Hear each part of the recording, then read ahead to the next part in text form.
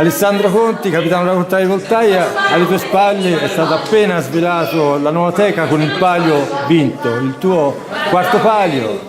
Una grande soddisfazione Alessandro, questa festa sembra quasi non finire più. Sì, una grande soddisfazione, diciamo un piccolo pranzo in intimità come fa Voltaia. Voltaia, come ho sempre detto, vive di luce propria, vive il suo. Abbiamo organizzato questo pranzo in contrada per appendere questo palio, la quarta vittoria, un progetto importante, un percorso importante da parte di Voltaia. Voltaia è ritornata a essere Voltaia che era negli anni 90, ora può essere confermata questa cosa e niente, momenti semplici ma importanti per la contrada. Il tuo discorso è sembrato quasi un commiato alla grande festa della vittoria del 22 settembre. È proprio così? È così, è così.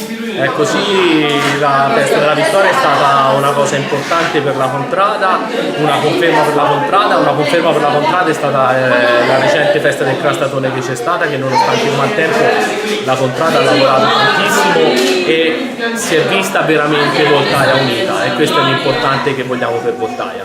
I risultati vengono, è bello quando vengono i risultati, c'è aggregazione, ma Voltaia sta vivendo un momento importante.